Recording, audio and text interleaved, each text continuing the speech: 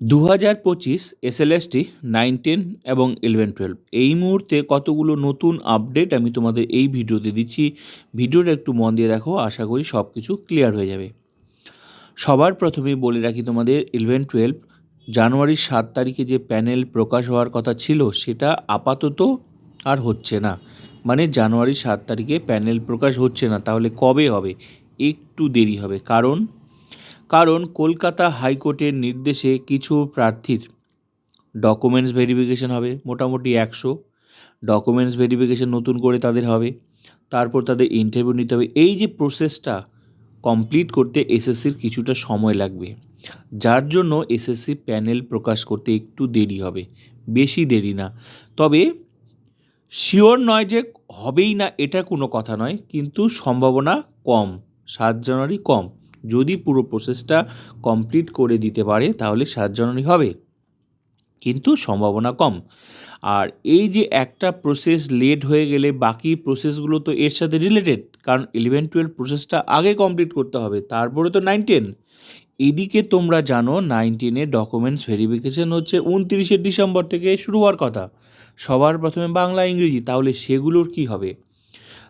বাংলা ইংরেজি documents verification হবে, শুরুটা হবে, সেটা হবে, কিন্তু তারপরে যে বাকি সাবজেক্টগুলো আছে, একটার পর একটা যে সাবজেক্টগুলো ডকুমেন্টস ভেরিফিকেশন হবে, তারপরে এদিকে আবার ইন্টারভিউ শুরু হবে, তো সেই প্রসেসগুলোর কি হবে? ওগুলো একটু লেট হবে, আপাতত বন্ধ থাকবে। শুধু বাংলা ইংরেজিটা চলার কথা আছে, কিন্তু ডকুমেন্টস ভেরিফিকেশন কিছু দিনের জন্য বন্ধ থেকে এদিকে আগে 11, 12 প্রসেসটা কমপ্লিট করে প্যানেলটা প্রকাশ হবে, তারপরেই 9, 10-এর প্রসেসটাতে হাত দেবে। এই পর্যন্ত যা খবর। তো চলো দেখে নেওয়া যাক আর কি কি আপডেট রয়েছে।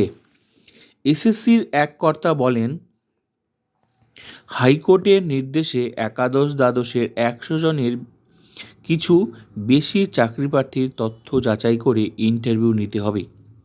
তারপর মেধা তালিকা বেরোতে 7 জানুয়ারি পেরিয়ে যাওয়ার সম্ভাবনা বেশি।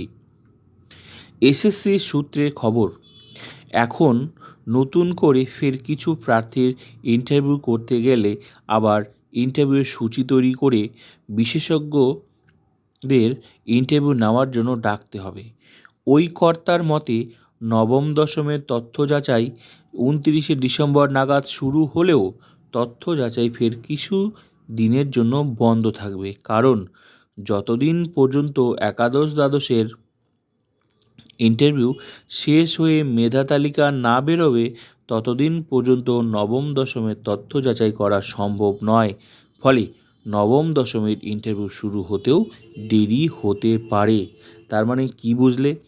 11, 12 প্রসেসটা কমপ্লিট না হলে কিন্তু 9, 10-এর প্রসেসটাও কিন্তু শুরু হতে পারছে না। তাহলে সবার আগে প্যানেলটা প্রকাশ হতেই হবে 11, 12। তো 7 জানুয়ারি সম্ভাবনা কম, যেহেতু 11, 12-এর এই ডকুমেন্টস ভেরিফিকেশন কিছু প্রার্থী শুরু হবে, তাদের ইন্টারভিউ নিতে হবে, তো পুরো প্রসেসটা কমপ্লিট করে তারপরই বাকি প্রসেসটা শুরু করবে। তো বাংলা ইংরেজি শুরু হলো, কিছু দিনের জন্য ভেরিফিকেশন বন্ধ থাকবে, বাকি সাবজেক্টগুলো তারপর শুরু হয়ে যাবে। এই জন্য ইন্টারভিউটাও কিন্তু মোটামুটি পিছিয়ে যাচ্ছে 9, 10-এর। তো এ পর্যন্ত এই নিউ আপডেট এগুলোই ছিল।